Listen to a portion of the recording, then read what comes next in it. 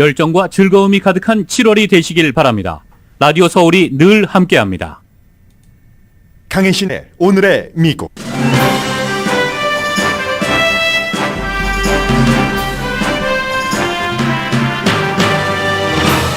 6월에 민간 분야에서 전문가 예상의 2배가 넘는 49만 7천 개의 일자리가 만들어졌습니다. 일자리가 많이 늘어난 분야는 레저와 숙박업, 건축 등입니다. 오늘 발표된 일자리 보고서는 좋았지만 주식시장은 별로입니다. 연방준비제도가 이달 말에 이자율을 또 올릴 수밖에 없다는 예상 때문입니다. 바이든 대통령은 바이드노믹스라고 이름 붙여진 자신의 경제 정책을 직접 유권자에게 홍보하기 위해 오늘 사우스캐롤라이나주를 방문합니다. 마이크 펜스 전 부통령을 지지하는 정치행동위원회가 트럼프 전 대통령을 비난하는 선거 광고를 내놨습니다. 푸틴, 김정은을 지지한다는 이유인데 전 부통령이 전 대통령을 비난하면서 서로 선거전을 펼치는 오늘의 미국입니다. 기밀 문서 관련으로 기소된 트럼프 전 대통령의 개인 비서 월트 나우타는 오늘 기밀 문서 공모 혐의에 대해 무죄를 주장했습니다. 시간이 걸린다는 얘기입니다. 어쩌면 선거 이후에 재판이 진행될 수도 있습니다. 연방정부 모든 부처가 소셜미디어 회사와 접촉을 일체 금지하라는 임시 판결이 나온 뒤 법무부는 즉시 항소했습니다. 정부가 소셜미디어를 심의한다는 주장의 고소였고 정부는 코비드-19 등 공공건강 등 이슈에서 가짜를 막기 위한 협조 요청이라고 주장합니다. 결국 연방 대법원이 또 판결하게 생겼습니다. 일론 머스크와 마크 저커버그의 싸움이 시작됐습니다. 트위터와 비슷한 Threads가 오픈됐는데 첫날 3천만 명이 가입해 반응은 무척 좋은 편입니다. 반란을 일으켰지만 무사했던 러시아 용병 바그너의 보스 프리고진이 지금 러시아에 있다고 벨라루스 대통령이 밝혔습니다. 러시아 국영방송은 다시 프리고진을 반역자로 낙인 찍는 화면들을 보여주기 시작합니다. 이제 시작인 스토리처럼 보입니다. 여러분 안녕하십니까? 오늘의 미국 강혜신입니다. 오늘 경제 문제를 조금 말씀드릴까요? 이 모든 것들은 결국은 이달 말에 연방 준비제도가 공개시장위원회에서 이자율을 올리는가 이런 것 때문에 더욱 집중되는데요. 오늘 이제 내일 이제 보다 또 다른 면에서의 자세한 보고서가 나오겠지만 6월 달에 민간 분야에서 49만 7천 개의 일자리가 만들어져서 5월 달보다 훨씬 많았고요. 2배까지는 아니지만 정말 많았습니다. 그리고 전문가 예상도 훨씬 뛰어넘었습니다. 2022년 지난해 7월 이후에 한 달치로는 가장 많이 일자리가 늘어난 건데 레저, 숙박업, 건축 등이 많이 늘어나서요. 6월 달에 아무튼 49만 7천 개인데 5월 달에 늘어난 일자리가 26만 7천 개거든요. 전문가들은 6월 달에 한 22만 개 정도 늘어나겠지 했는데 49만 개가 늘어났으니까 2배 이상 늘어났네요. 전문가 예상보다. 그러니까 이건 전부 무엇을 말해주느냐 하면은 아무리 연방준비제도가 뭔가 일자리를 줄여서 사람들이 돈을 덜 벌면 소비를 덜 할까? 소비를 덜 하면 수요가 줄어드니까 공급에 비해서 물가가 잡히지 않을까 생각하는데 이게 지금 제대로 되지 않고 있다는 것을 증명을 하고요. 가장 일자리가 많이 늘어난 곳은 6월 달에 레저와 숙박, 7월 달 되면 더 할지도 모르겠네요. 이 분야는 왜냐하면 7월 4일 독립기념일 연휴 여행들을 많이 가셨으니까 그 전에 미리 일자리를 그래서 준비하느라고 만들어 놨겠네요. 그래서 그 분야에서 레저 숙박에서 23만 2천 개, 건축에서 9만 7천 개, 그 밖에 이제 무역이라든가 교통, 유틸리티에서도 9만 개 정도가 늘어났습니다. 합쳐서요. 그리고는 이제 교육, 헬스케어, 천연자원과 광산 등에서 이제 늘어났습니다. 줄어든 일자리도 있습니다. 제조업이 4만 2천 개가 줄어들었고 정보, 재정 분야 일자리가 줄어들었는데 전반적으로는 처음에 이제 우리가 팬데믹을 맞고 나서 다 닫았으니까 일자리가 늘어날 리가 없잖아요. 그 당시에는 마이너스입니다. 마이너스에서 다시 일자리가 늘어나기 시작한 부분은 물건 상품 부분이었습니다. 그런데 이제는 상품, 이거 언제 서비스가 늘어나는가 했는데 서비스 분야의 일자리까지 어느 정도 회복되고 있는 것으로 보이고 있죠. 전반적으로. 아무튼 서비스에서 49만 7천 개 가운데 37만 3천 개가 서비스 분야에서 늘어난 일자리거든요. 상품이 훨씬 적습니다. 3분의 1 정도밖에 안 되네요. 12만 4천 개가 상품 분야. 이쪽 부분은 조금 안정을 찾아간다. 이렇게 볼 수 있고, 그리고 이제 일자리를 늘리는 분야가 있잖아요. 직원이 50명 미만인 곳, 그리고 또 중간, 또 500명 이상인 큰 기업, 중소기업 이상 되는. 그런데 이번에는 보니까 가장 직원이 적은 50명 미만이 있는 곳에서 일자리가 많이 늘어났습니다. 29만 9천 개. 500명 이상 직원이 되는 곳은 8천 개가 줄어들었습니다. 중간 사이즈에서 18만 3천 개가 늘어났고, 임금을 봐야지 되는데 임금은 1년 전보다 6.4%가 올라서 이 정도면은 5월 달에 이리저리 해서 인플레이션과 비슷하게 되겠네요. 그리고 오름폭은 계속 줄어들고는 있습니다.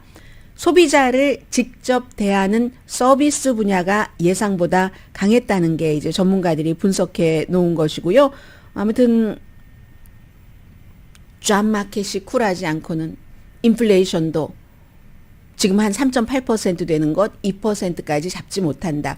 어제 이제 연방준비제도가 이달 24일, 25일 화요일, 수요일에 공개시장위원회를 열어서 이자율을 어떻게 할까 사람들이 생각을 하고 있는데, 연방준비제도의 스텝들이 말하기를 그 연방준비제도 의원들이 이번에는 올려야지 된다고 생각을 합니다. 그런데 또 이 같은 데이터가 나왔으니까 지금으로서는 지난번에 한번 올리지 않고 퍼즈 일단 스탑을 했지만 다시 7월 달에는 이자율을 인상할 것이다. 이런 게 지금 한 90% 전문가들의 예상입니다.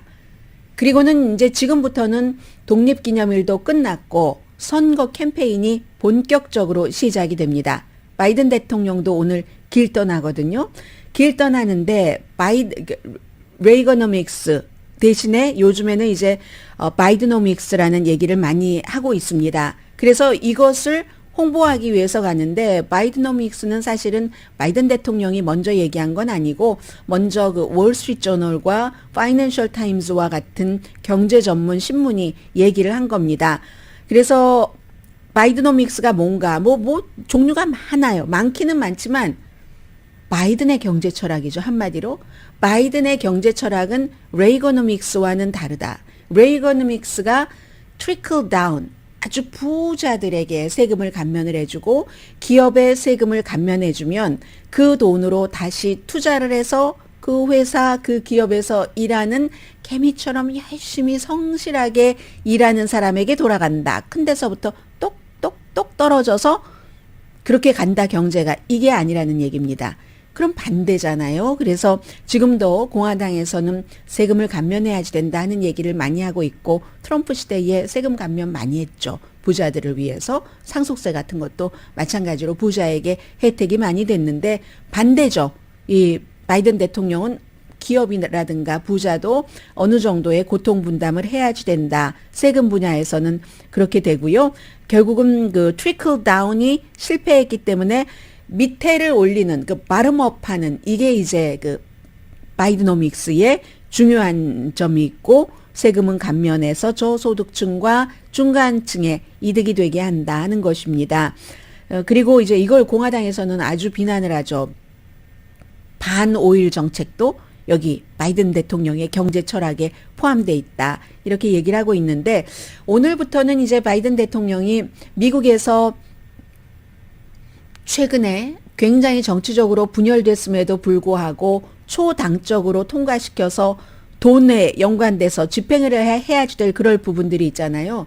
그 돈을 어디부터 쓸 것인가 하는 것을 이제 대통령이 국민들에게 보여주는 그런 이제 길떠나기, 나들이를 하게 되는데, 기간산업안도 있었고 우리가 칩 앤 과학법도 있었고 하잖아요. 그래서 그런 모든 것들이 기본적으로는 그린 에너지입니다. 바이든 시대에는 그런데 제일 중요한 건 이제 대중들이 어떻게 생각하느냐인데 대중들은 아이 뭐 잘 되겠어?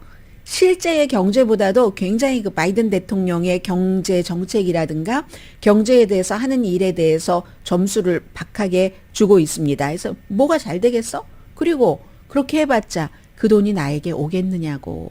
언제 여기까지 오겠느냐고. 한인타운까지. 한인타운은 점점 어두워지는 것 같은데 라는 얘기를 하시는 분들이 많으신데 어쨌든 미국의 전반적인 경제는 그렇게 어둡지는 않다는 얘기를 하고 싶은데 잘 들어주지 않는 국민들이 많은 겁니다. 그래서 미국에 대한 투자 투어라고도 부르고 있죠. Investing in America라고 해서 경제 괜찮습니다. 더 괜찮아질 겁니다. 공화당은 아닙니다. 아닙니다. 이렇게 얘기를 하고 있고 일반인들은 공화당의 생각에 조금 더 동의를 하는 것 같고요. 아무튼 이 같은 경제 정서 데이터로 나오는 경제는 괜찮은데 실제로 나쁘다고 하는 사람들이 많으니까 그 정서를 깨기 위해서 대통령이 직접 길을 떠나는 겁니다. 기간 산업안 등 정부 프로그램으로 지출하는 것을 홍보하기 위해서 말하자면 돈 쓰는 그 프로그램의 지도를 오늘부터 보여주는 건데 제일 처음 내무부부터 시작을 합니다. 73억 달러를 뭐 한 1,300개 정도의 프로젝트에 이럴 때요. 예전에도 보면 제주가 많은 한인분들께서는 예를 들어서 LA 시정부와 계약을 해서 일을 하고 계시는 이런 분들 계시잖아요. 엄청 뉴스를 들으시면서 뭐 아주 그냥 이 머리가 뭐라고 하나요? 막 그 반짝반짝 빛이 나서 여기 어디를 가면 돈이 있을 것 같아 하고 잘 찾아서 운영을 하시는 분들이 계십니다. 그래서 73억 달러 내무부에서 그랜트입니다. 이건 돈을 그랜트로 주는 것이 1,300개 이상의 프로젝트고 오늘 이제 대통령이 이런 것 홍보할 때 어느 회사에 딱 가잖아요. 가는 회사가 70년대의 회사겠습니까? 21세기의 회사겠죠? 인페이즈 에너지라고 해서 태양열 기술 회사입니다. 태양 테크놀로지 회사인 거예요. 이 회사가 글로벌 제조업체인 플렉스 LTD와 파트너를 맺고 지역에 600개의 일자리를 만든다. 그럼 사우스캐롤라이나가요.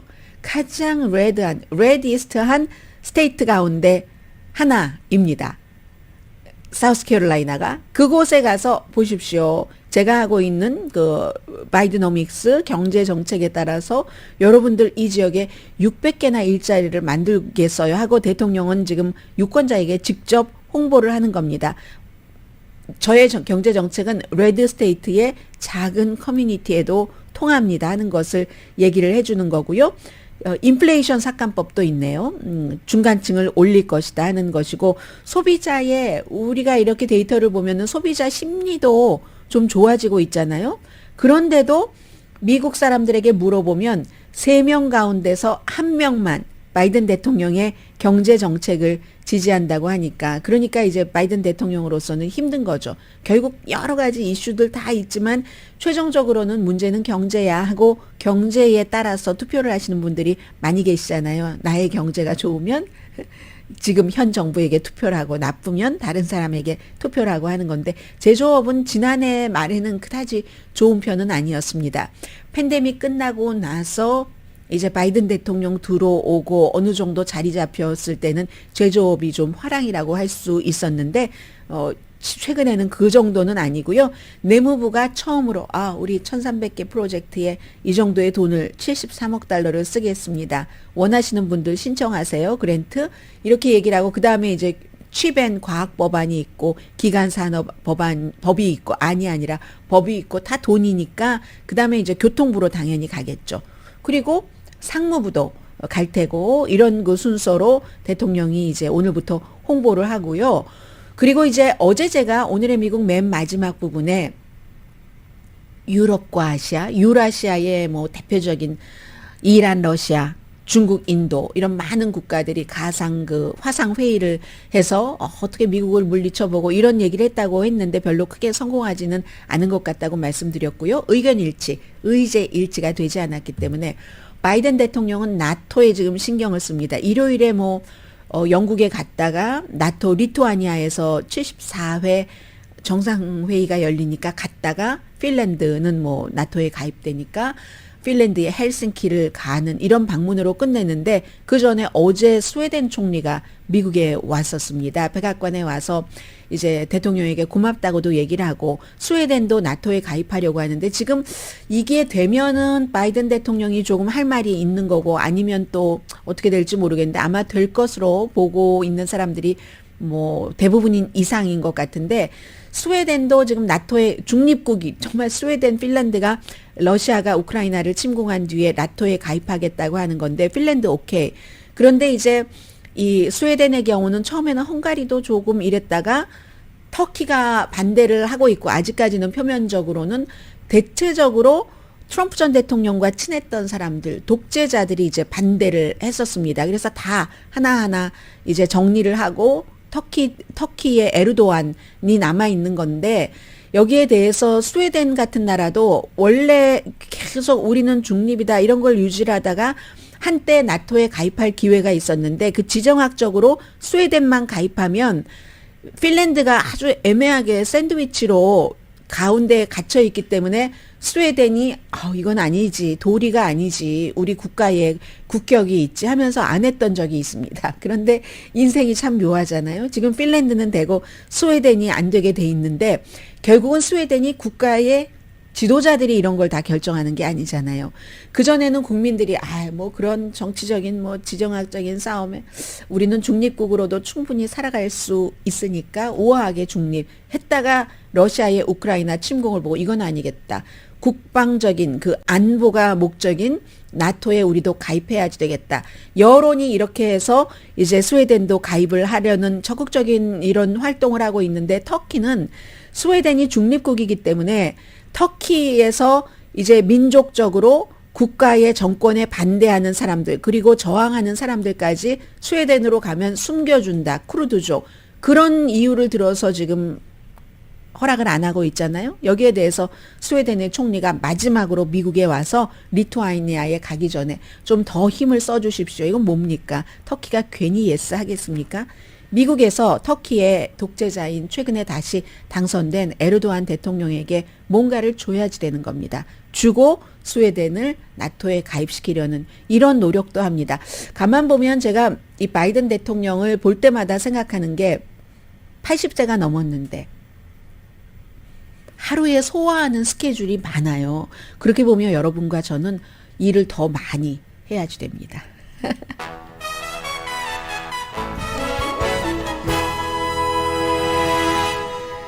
네, 저 어제 일 많이 했어요. 왜냐하면 평소에 여러분들께 이렇게 알려드리는 뉴스가 있지만 이게 다가 아니잖아요. 이 정도를 알려드리기 위해서 봐둬야지 되는 것들이 너무 많은 거예요. 그래도 못 다 보고 결국은 접고 말았는데 아무튼 여러분과 저는 바이든 대통령의 나이를 생각하면 또 트럼프 전 대통령의 나이를 생각하면 일 더 많이 해야지 됩니다. 오늘의 미국은 전문가가 추천하는 이민법, 가정법 전문 제인정 종합법률사무소, 총 20억 달러 승소, 교통사고와 상해 전문 브라이언 타필라와 CG 변호사그룹 공동펀입니다. 이제 슬슬 트럼프 전 대통령과 주변, 바이든 대통령과 주변 얘기가 나오는데 백악관에서는 코케인을 누가 거기다 갖다 놨을까? 바이든 대통령도 또 여러 가지가 있고 아니 거기에 또 마이크 펜스 전 부통령까지 이제 활발하게 움직이기 시작하네요. 잠시 뒤에 뵙겠습니다.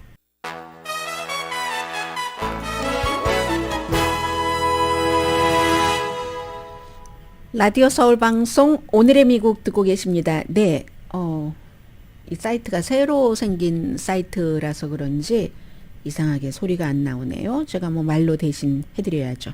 마이크 펜스 전 부통령을 지지하는 정치행동위원회가 트럼프 전 대통령을 비난하고 선거 광고를 내놨습니다. 우리가 한국말로 정치행동위원회라고 얘기를 하고 뭐 미국 텔레비전이나 라디오 방송국에서 늘 들으실 때 슈퍼팩 하는 그게 이제 정치행동위원회라고 이렇게 번역들을 하죠. 그런데 왜 트럼프 전 대통령을 마이크 펜스 전 부통령을 지지하는 정치행동위원회가 비난을 하는가? 푸틴, 김정은을 지지한다는 이유에서 그렇습니다. 그리고 이 슈퍼팩은 직접 본인들이 지지하는 그 후보와 막 직접 뭐 연락을 해서 이거 이렇게 해도 되나요? 저렇게 할까요? 의논하고 하지는 않습니다. 그렇게 해서 하면은 그 마이크 펜스 전 부통령이 트럼프 전 대통령을 이 정도로 공개적으로 비난하는 거 아직은 안 할 것 같은데요. 그래서 미국은 그 내용을 들어보니까 미국은 깡패나 독재자들을 용납하지 않습니다. 우리는 미국은 그들에게 맞섭니다. 그리고 나서 이제 화면이 트럼프 전 대통령이 막 푸틴과 웃고 악수하고 김정은 위원장과 웃고 악수하고 하는 장면이 나옵니다. 그리고 나서는 로널드 레이건, 이제 이 사람들이 말하고 싶은 게 트럼프 전 대통령이 전통적인 적자가 아니라 공화당의 마이크 펜스가 공화당의 적자다라고 얘기를 하는 겁니다. 트럼프 전 대통령은 그렇게 따지면 서자도 아니고 자신이 공화당에 와서 새로운 기둥을 세운 사람이다. 이렇게 이제 판단들을 하고 있는 거고요. 공화당에서는. 그래서 로널드 레이건의 그 정통을 이어갈 사람은 트럼프가 아니라 펜스라는 얘기죠. 구소련의 리더인 미하일 고르바초프에게 베를린 장벽을 무너뜨려라 하는 그 장면을 이제 여기에 삽입을 했고요. 한 40초 되는 건데 이게 아이오와주에서 주말에 독립기념일 때 이제 막 마이크 펜스 부통령이 와이프와 같이 막 성조기 휘날리면서 캠페인 했었잖아요. 유권자들 속으로 들어가서 오늘 바이든 대통령이 사우스캐롤라이나주에 가서 선거 캠페인을 하는 것처럼 그런 일이 있고 나서 직후에 이 광고를 발표를 한 겁니다. 한 15만 달러 정도 된다고 하네요. 트럼프 전 대통령 입장에서는 6월 13일에 트럼프 전 대통령이 두 번째 기소된 것에 대해서 무죄를 주장했습니다. 37개 혐의, 기밀 문서 그 케이스에 대해서 그때 월터 나우터라는 그 벨레이 군인이었고 해군이었고 대통령이 물 가져와라 하면 물도 갖다 드리고 뭐 코트도 주고 콕도 갖다 주고 또 집무실 청소도 하고 했었던 40살에 이 괌에서 와서 뭐 해군 복무를 오래 했어요. 한 20년 정도 했던데 월터 나우터도 같이 그때 이제 그 기소를 하고 뭐 당연히 오늘 무죄를 주장했거든요. 몇 시간 전에. 그렇게 하려고 했는데 변호사가 없었어요. 그 당시에. 마이애미니까 그쪽에 변호사가 있어야지 되는데 트럼프 전 대통령도 어렵게 그 당시에 변호사를 구했거든요. 그래서 이제 트럼프 전 대통령만 무죄를 주장하고 그리고 그날 내내 같이 있었죠. 이제 법정에서 일이 절차가 끝나고 쿠반 레스토랑 가고 뭐 뉴저지 가고 할 때도 그런데 이 사람은 지금까지 변호사를 구하지 못했고 오늘도 몇 시간 전에서야 변호사를 구했습니다. 그래서 인정신문에 나가서 6개 혐의로 기소가 됐는데 모두 무죄를 주장을 했습니다. 거짓 진술, 그 기밀 문서에 대해서 사법방해, 아마 다 유죄가 인정되면 한 최대 20년 징역형에 처해진다고 하거든요. 처해질 수 있다고 합니다. 트럼프 전 대통령은 400년 이상이고요. 어떤 거냐면 비디오까지 있는데 이제 창고에서 5번을 박스를 옮겼답니다. 뭐 64개의 박스가 관련 박스인데 막 옮겼다가 이렇게 저렇게 하고 하는데 결국은 그 가운데서 30개 박스만 관련 부처에 돌려주고 나머지는 뭐 돌려주지 않았다 하는 이런 것에 대해서 그동안 조사받을 때 진술하고 거짓 진술하고 했었다는 혐의입니다. 고용된 변호사는 34살이에요. 34살의 뭐 형사법 전문 변호사라고 하는데 여성이고요. 2018년도에 플로리다주에서 하원 의원에 출마를 했는데 떨어졌으니까 지금 다시 변호사 하는 거죠. 샤샤 다단이라는. 그래서 이제 이렇게 그동안 변호사를 구하지 못해서 그랬다 이렇게 얘기를 하고 있고 실제로 그렇기도 했지만 트럼프 전 대통령의 마음속에는 모든 그 재판을 미뤄볼 수 있는 데까지 미뤄보는 것. 이 경우에는 이 재판 결과가 선거가 끝나고 나올 수도 있습니다. 대통령일 때에 그 기밀 문서를 해제하지 않은 채 개인이 돼서 집으로 가지고 가서 사람들에게 막 보여주고 뭐 말하려고 어떤 다른 장소에서도 뭐 페리오에서도 보여줬다는 증언들도 나오던데요. 본인은 아니라고 지금 무죄를 주장하고 있습니다. 그리고 이제 미국이 참 미국스러운 게요. 이 월트 나우타에게 당시에 트럼프 전 대통령이 이제 기소 발표되고 무죄를 주장하고 하는 날 판사가 개인 비서를 할 수는 있다. 그 벨레이를 할 수는 있다. 이거 비서라고 해야지 되나요? 바디맨이 더 나을 것 같아요. 옆에 항상 딱 붙어서 모든 시중을 다 들어주는 시중맨, 바디맨. 그런데 두 사람이 그 미국 법원이 아무리 같은 혐의로 이렇게 기소가 됐다 할지라도 모든 것을 다 구속할 수 없으니까 개인 비서로 바디맨으로 뭐 벨레이로 써도 된다. 그러나 다만 이 사건에 대해서는 서로 말하지 말아라. 그게 가능한가요? 물론 변호사를 통해서는 말할 수 있죠. 그 법적으로도. 그렇지만 항상 볼펜이 트럼프 전 대통령이 그거 마음에 안 들어 한다고 말하기 이전에도 저게 좀 적절하지 않은 것 같아 하면은 얼른 옆에서 다른 것으로 가져다 주면 또 트럼프 전 대통령이 전혀 뭐 거부하지 않고 그거 바꿔서 쓰고 하거든요. 그런 정도로 밀착돼 있는 사람인데 이 케이스에 대해서 말을 안 할까요? 아무튼 법원에서는 그 같은 명령을 내리면서 계속 옆에 같이 있을 수는 있다라는 게 굉장히 미국적이다 하는 생각이 들고요. 지금 또 하나 중요한 것은 백악관에서 일요일 밤에 비밀 경호팀이 찾아낸 백색 가루, 코케인으로 어저께 판명이 됐고 거기에 대해서 어제 하루 종일 이만저만 어써냈던 게 아닙니다. 트럼프 전 대통령이 본인의 소셜미디어에 그거 누구 거겠어. 근데 앞뒤가 안 맞아요. 누구 거겠어. 바이든과 헌터 뭐 이거 아니라고 믿는 사람이 있어? 이렇게 얘기하다가 또 나중에는 그런데 말이야 내가 보니까 그 잭 스미스 특별검사 그 사람이 내가 볼 때는 중독자 같아. 그 코케인이 발견된 그곳에 잭 스미스가 간 걸 본 사람 없나? 뭐 이런 식으로요. 그러면서 앞으로 언론은 그럼 앞과 뒤가 안 맞잖아요. 그것이 가루가 바이든과 헌터의 것이었다고 하다가 뒤에는 이렇게 있는데 그 사이에는 또 뭐라고 얘기를 하냐면 아마 나는 알아. 언론 미디어가 분명히 그거 아주 조금이었다고 하다가 양이 작다, 그 다임 크기였다고 합니다. 다임 정도 사이즈였다고 하고 왜 어떤 땐 크기와 사이즈가 느낌이 다르죠. 다르기도 하죠. 그래서 이제 그렇다고 하는데 아주 막 작은 양이라고 할 거야. 그러다가 나중에는 그게 아스피린이라고 할 거야. 그러면서 흐지부지 없어지겠지. 이렇게도 얘기를 했습니다. 그런 얘기를 했고 또 그 론 디센티스 플로리다 주지사는 본인도 이제 주지사니까 관저에 살잖아요. 그리고 본인의 가장 큰 자산, 젊은 와이프, 6살, 5살, 3살의 세 자녀 이런 걸 항상 내세우죠.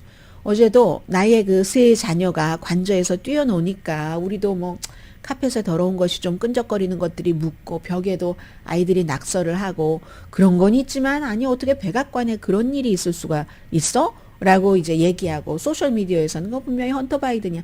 헌터 바이든은 금요일부터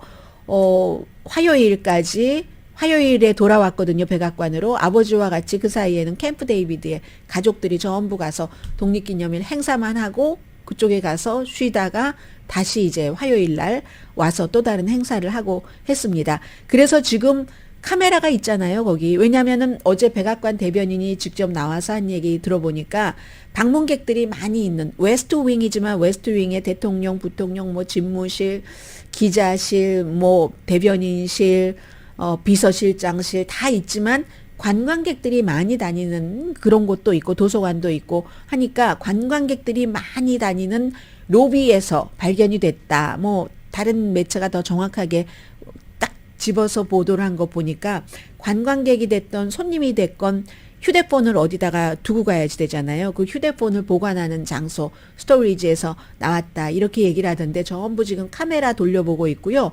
부서별로 돌려보는 겁니다. 그 각자의 부처별로 카메라를 돌려보고 나중에 이제 크로스 체크를 하겠죠. 방문객들도 다 체크를 하고 그런데도 이제 이미 이건 헌터 것이야. 이게 원래가 그 중독자였기 때문에 이제 이런 일이 사실이 드러나기 전에도 있습니다. 잠시 뒤에는요. 아주 또 새로운 추세. 이 트위터 하면은 굉장히 많은 사람들이 그 쓰지는 않지만 그리고 뭐 최근에 많이 줄어들었지만 정치적인 오피니언 리더들은 많이 씁니다. 그런데 여기서 페이스북 메타의 마크 저커버그가 새로운 것을 확 풀어놨어요. 그랬더니 그렇지 않아도 일론 머스크 들어온 다음에 좋아하는 사람이 있고 트위터에 대해서 싫어하는 사람이 있는데 싫어하는 사람들은 또 뭐 이쪽으로 갈 수도 있잖아요. 거대한 이 테크놀로지의 흐름이기 때문에 잠시 뒤에 전해드립니다. 그리고 또 하나 미국에서는요, 한 명의 지방 판사가 연방 정부 수많은 수천 명 이상을 하나의 판결로 좌지우지할 수가 있습니다. 그것도 뭐 비슷한 이슈여서 함께 전해드립니다.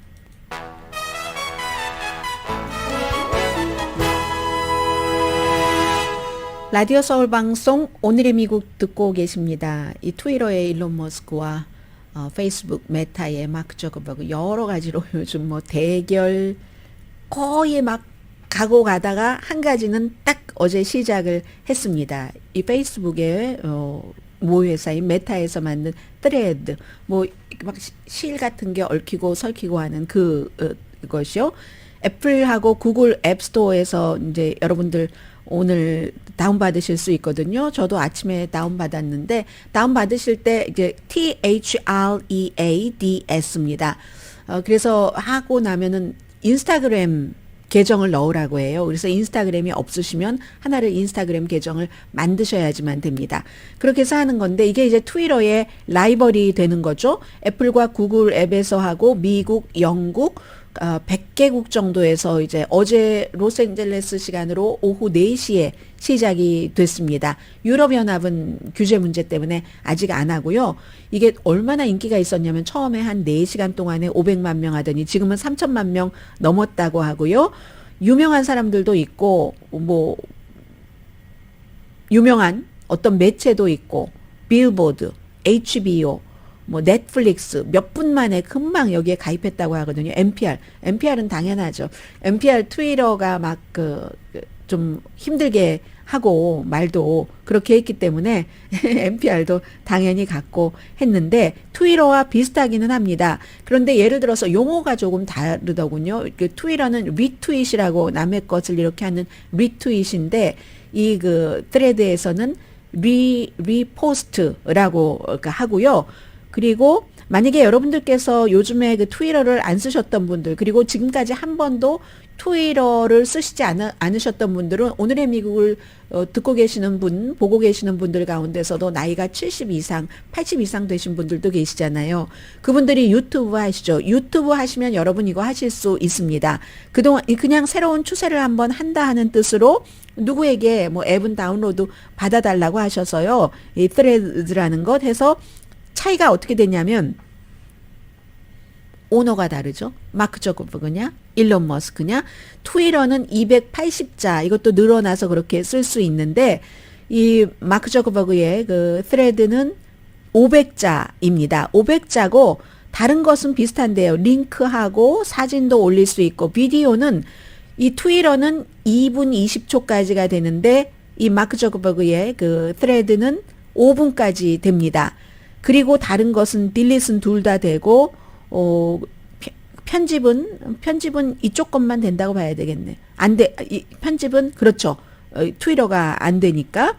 그리고 직접 메시지 보내는 거는 트위터만 되고 트렌드 스토리 같은 것은 아직은 트위터만 되지만 나중에 이쪽도 하지 않을까 하는 생각도 들고요. 해시태그도 트위터만 됩니다. 지금은. 그런데 어쨌든 이게 앞으로 굉장히 많은 뉴스를 만들 것이기 때문에 여러분들께서도 한번 뭐 가입하시는 것 추천해 드립니다. 안 쓰시더라도 뭔가가 계속 뉴스가 나올 텐데 저건 뭐지 하고 스트레스 받으시잖아요. 그런 스트레스 해소용으로라도요. 인스타그램과 연계가 돼서 파워풀하다고 할 수도 있고 아니면 이제 뭐 하나를 해서 빠져나갈 때 두 개가 연동돼 있으니까 불편한 점도 있을 수도 있고 하는 겁니다. 그래서 시간이 걸리지만 우리 한 적어도 10억 명 정도는 쓸 수 있게 하겠다. 이게 마크 저커버그의 얘기고 어제 너무 웃긴 게 트위터에서 트렌드가 있잖아요. 그 단어 트렌드 같은 것에 라이벌인 thread가 많이 올라가 있었던 장시간 올라가 있었던 그런 것들이 있습니다. 그리고 어제 이건 이제 루이지아나주의 지방 판사가 내린 판결인데 이건 이제 미국의 어떤 정신과도 연관이 되고 이렇게 되는 겁니다. 이 판사의 영향력이 굉장히 커요. 루이지아나주 판사가 어떤 판결을 내렸냐면 판결보다도 먼저 소송. 루이지아나와 미시건주의 검찰총장이 지금 현재의 정부가 소셜미디어, 뭐 이게 페이스북도 되고 트위터도 되고 구글 다 되는 거예요. 그런 곳에 회사와 연관을 맺어서 어떤 때 뭐 저거 이상해 뭐 내려라 삭제하라든가 경고를 준다든가 하는 것을 하고 있는데 하지 말아라 하는 얘기입니다. 이건 표현의 자유 위배일 뿐만이 아니라 뭔가 검열하는 거 아니냐 이런 주장을 이제 공화당의 그 주의 검찰총장이 하면서 고소를 했더니 루이지아나주의 판사, 이 판사는 트럼프 전 대통령이 지명한 판사입니다. 테리 도티라는 그런 판사인데 그렇다. 저 주장이 충분히 증거가 있다라고 얘기를 합니다. 그러면 이쪽에서는 정부 쪽에서는 뭐라고 얘기를 하냐면 오해의 소지가 있는 그 허위 주장 뭐 백신 맞으면 뭐 어떻게 된다던가 폭력을 선동하는 것이라든가 아니면 국가 안보와 아주 위험한 그런 것 뭐 범죄와 연관된 것 이런 것들에 대해서 경고를 보낼 수도 있고 하는 그런데 이게 말이 되느냐라고 하지만 어쨌든 판결은 판사가 하는 거기 때문에 판사가 임시 판결입니다. 영원한 판결은 아니고 그런 판결을 내렸는데 그동안 우리가 소셜미디어를 대하는 게 공화당과 민주당이 상당히 달라서 공화당은 아니 소셜미디어에서 일론 머스크가 등장하기 전까지는 너무 우리 그 보수를 힘들게 했어. 보수 것 다 삭제하고 말이야. 이렇게 얘기를 하거든요. 그러면 민주당에선 진보에서 뭐라고 얘기하냐면 아니 그게 말이 돼. 소셜미디어에서 너무 그걸 오랫동안 두고 부정선거 아닌데 부정선거라고 하고 백신 맞으면 어떻게 된다고 가짜 이런 걸 너무 많이 오래오래 두고 그리고 돈 벌을 만큼 다 번 뒤에 나중에 뭐 내리고 트럼프 전 대통령도 위험하게 사람들을 폭력 속으로 끌어들이게 할 때까지 가만히 두다가 선거 다 끝난 다음에야 그걸 이제 차단을 하고 어카운트를 이 진보와 보수가 똑같은 그 소셜 미디어를 두고 이렇게 입장이 달랐습니다. 그런데 어제는 보수의 편을 보수 판사가 들어준 거고요. 컨텐츠를 제거하거나 아니면 뭐 이걸 뭔가를 아무튼 회사에서 억제하려고 하거나 축소하려고 하거나 뭐 이런 유도할 수 있는 목적으로 소셜미디어 회사와 만나는 것에 대해서 인정을 한 겁니다. 이 판사의 경우에는 그런 거 하지 말아라. 그럼 어떻게 되냐면 보건복지부, 질병통제국, 뭐 연방수사국 또 일단 이런 판결이 내려졌기 때문에 전혀 이제 같이 그 소통을 할 수가 없는 겁니다. 어떤 경우에는 그런 소셜미디어에 뭐 한 것을 보고 범인을 잡는 경우도 있고 범죄를 예방하는 경우도 있고 하잖아요. 그러면 이게 몇몇 부처가 아니라 모든 연방정부 부처와 사람들이 소셜미디어에 접근을 하지 말라고 하니까 얼마나 큰 영향력을 미치겠습니까? 예외는 물론 뒀습니다. 국가안보나 범죄에 대해서는 예외를 뒀고 이 같은 일이 있자마자 바로 연방법무부가 항소를 했죠. 제5항소법원이니까 여기도 뭐 만만치 않은 항소법원이네요. 뉴올리언스. 아니면 적어도 항소 결정 나오려면 오래 걸리니까 항소 결정 나올 때까지만이라도 이거 해야지 된다. 국가적으로 위험한 부분이 있다. 공공 건강에도 위험한 부분이 있다. 앞으로는 더 할 수도 있겠죠. 왜냐하면 로버트 케네디 주니어 같은 사람이 민주당의 예비선거 후보이기 때문에 이 사람은 무슨 뭐 백신에 대해서도 그렇고 여러 가지 음모 같은 것을 많이 얘기하는 사람이니까요. 아무튼 그렇습니다. 그럼 이게 어디에 해당되느냐? 모든 것에 다 해당됩니다.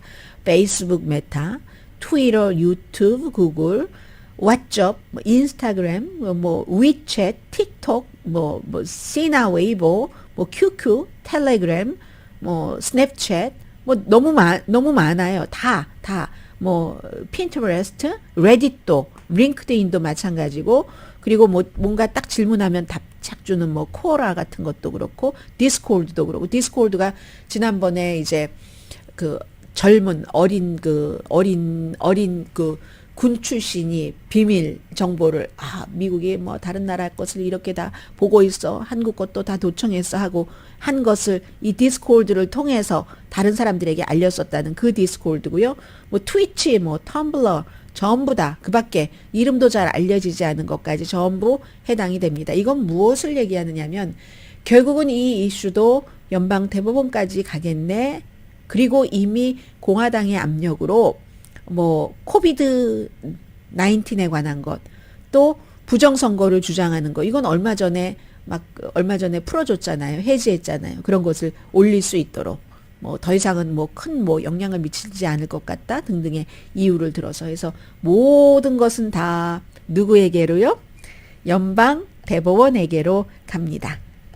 잠시 뒤에 이건 꼭 뭔가가 터질 것과 같은 그런 분위기를 풍기는 뉴스가 있거든요. 전해드립니다.